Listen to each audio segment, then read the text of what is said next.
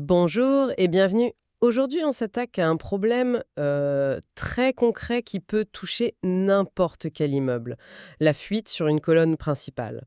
On va utiliser comme, disons, étude de cas, les informations sur les services d'une entreprise Hugo Dubois qui travaille à Nyon, en Suisse.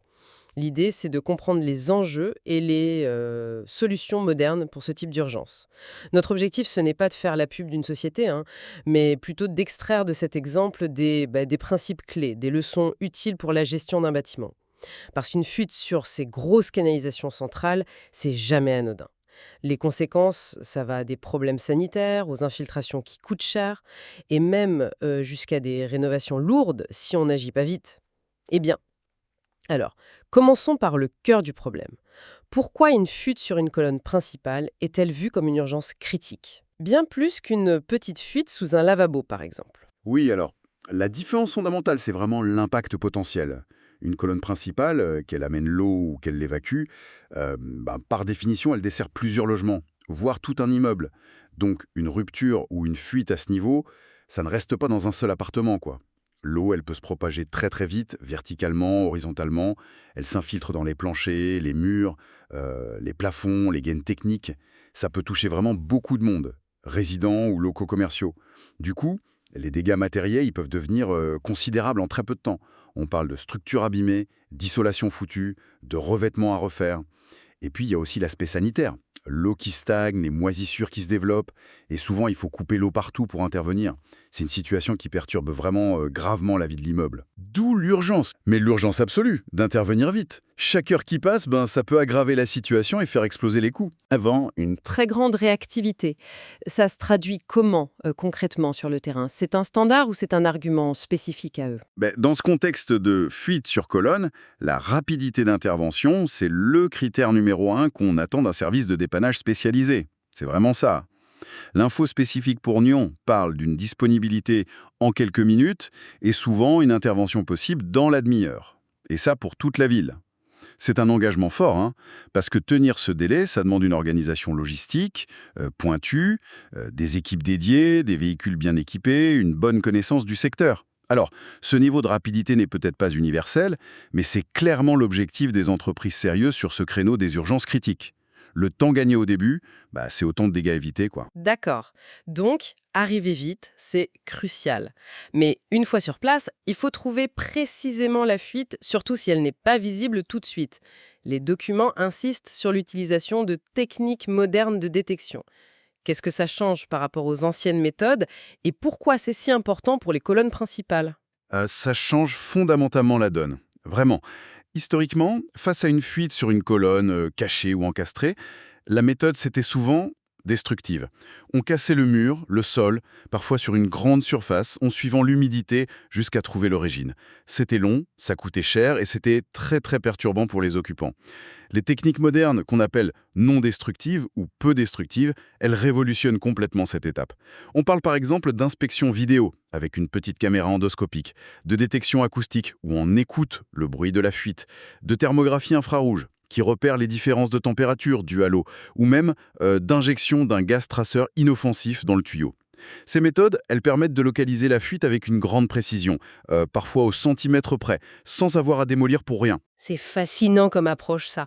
On passe d'une méthode un peu à l'aveugle à une intervention presque chirurgicale. Et les bénéfices directs pour le propriétaire ou le gestionnaire de l'immeuble, c'est quoi alors? Ils sont multiples, vraiment. D'abord, un gain de temps énorme dans la phase de diagnostic, donc on passe plus vite à la réparation elle-même. Ensuite, une réduction drastique des coûts.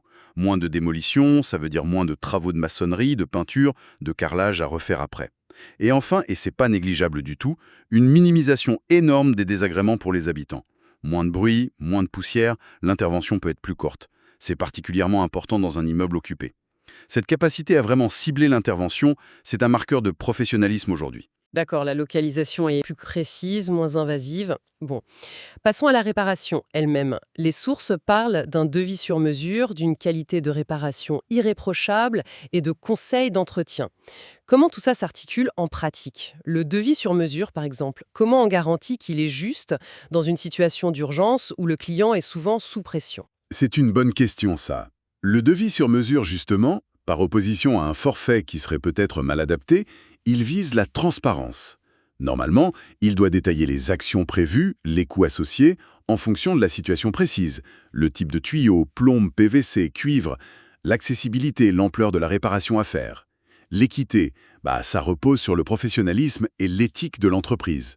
La réputation, les certifications éventuelles, la clarté des explications du technicien, ce sont des indicateurs. Dans l'urgence, c'est crucial que le pro prenne quand même quelques minutes pour expliquer le problème, la solution qu'il propose et le coût, avant de commencer les gros travaux. Sauf, bien sûr, s'il faut stopper l'hémorragie tout de suite, quoi. La communication, c'est vraiment la clé. Pour ce qui est de la qualité de la réparation, là on est au cœur du métier. Il ne s'agit pas de mettre un pansement temporaire, surtout sur une colonne principale. Non, une réparation durable, ça veut dire utiliser les bons matériaux, les bonnes techniques de raccordement ou remplacer une section si besoin, et tout ça dans les règles de l'art, selon les normes. C'est ça qui assure que l'installation tiendra et qu'on n'aura pas une nouvelle fuite au même endroit juste après. Mhm. Et ces fameux conseils d'entretien alors, c'est juste une formule de politesse ou ça apporte une vraie valeur ajoutée? On imagine que dans l'urgence, l'objectif c'est de régler le problème immédiat, point. Justement, c'est là qu'on dépasse la simple logique du dépannage ponctuel. Une fois la fuite réparée, le technicien il a une vision assez claire de l'état de la section de tuyau sur laquelle il a travaillé, et peut-être même des zones autour. Il peut repérer des signes de vieillissement, de corrosion, d'entartrage, des trucs qui pourraient causer d'autres problèmes plus tard. Donc, proposer des conseils d'entretien personnalisés, c'est transformer cette intervention d'urgence en une opportunité de prévention. Ces conseils, ça peut aller de choses simples, genre ne pas jeter n'importe quoi dans les WC, vérifier la pression de l'eau, à des suggestions plus structurelles. Envisager de remplacer une autre section qui semble fragile, programmer un détartrage préventif. C'est une approche proactive, quoi. Ça vise à améliorer la fiabilité de tout le réseau et à éviter que le client se retrouve à nouveau dans une situation de crise. C'est une vraie valeur ajoutée, ça, surtout pour les gestionnaires d'immeubles qui doivent penser à la maintenance à long terme. Oui, cette dimension préventive, on dirait que c'est un peu le fil rouge, effectivement. Les documents mentionnent aussi d'autres services qui vont dans ce sens, comme la recherche de fuites invisibles et le remplacement préventif de pièces défectueuses. Comment ça s'intègre dans le tableau? C'est tout à fait cohérent. La recherche de fuites, invisibles ou non visibles, c'est crucial. Parce qu'une petite infiltration cachée derrière une cloison, sous une douche, dans une dalle, ça peut faire des dégâts énormes sur le long terme sans qu'on s'en rende compte tout de suite. Moisissure, dégradation des matériaux, surconsommation d'eau. Et là encore, les techniques de détection modernes sont indispensables pour les trouver sans tout démouiller. C'est de la prévention active. Et le remplacement de pièces d'usure, les joints, les raccords, les vannes, ça va dans le même sens. Pendant une intervention, même petite, un bon professionnel va jeter un œil aux composants autour. S'il voit une pièce qui est clairement en fin de vie, c'est pertinent de proposer de la changer avant qu'elle lâche complètement et qu'elle provoque une nouvelle fuite, qui sera peut-être plus grave et plus coûteuse. C'est anticiper plutôt que subir en gros. Aussi à la prévention. Le texte suggère même de faire évaluer l'état général du réseau sanitaire de manière proactive. Est-ce que c'est une pratique courante, ça, ou c'est plutôt une recommandation pour les plus prudents? C'est une recommandation de bon sens, je dirais. Surtout pour les bâtiments qui ont un certain âge et dont les canalisations n'ont jamais été vraiment inspectées ou rénovées. Ce n'est peut-être pas encore systématique partout, mais ça tend à se développer. Les assureurs poussent un peu dans ce sens, et les gestionnaires aussi, ceux qui sont soucieux de maîtriser les coûts et d'éviter les sinistres. Un diagnostic préventif, ça permet d'identifier les points faibles du réseau, corrosion, tartre, usure des matériaux, et de planifier tranquillement d'éventuels travaux de rénovation ou de maintenance ciblés, plutôt que d'attendre la rupture et l'inondation, quoi. D'ailleurs, les sources soulignent bien que le manque d'entretien, c'est une cause fréquente de fuite. Investir un peu dans la prévention, ça peut faire économiser beaucoup en réparation d'urgence et en dégâts collatéraux. C'est une approche de gestion patrimoniale responsable, en fait. D'accord. Donc si on résume un peu les points clés qui ressortent de cet exemple à Nyon, mais qui ont une portée plus générale. Absolument.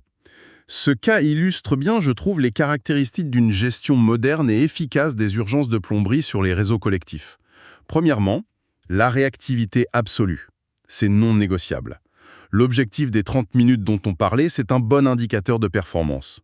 Deuxièmement, maîtriser les techniques de détection non destructives. C'est essentiel pour minimiser les coûts et les nuisances. Troisièmement, la qualité et la durabilité de la réparation. Primordial pour éviter que ça recommence. Quatrièmement, la transparence, avec un devis clair et détaillé. C'est un gage de confiance, même dans l'urgence. Et enfin, et c'est peut-être le point le plus stratégique à long terme, intégrer cette dimension de conseil et de prévention pour améliorer la fiabilité globale des installations. Nature du service décrit après tout.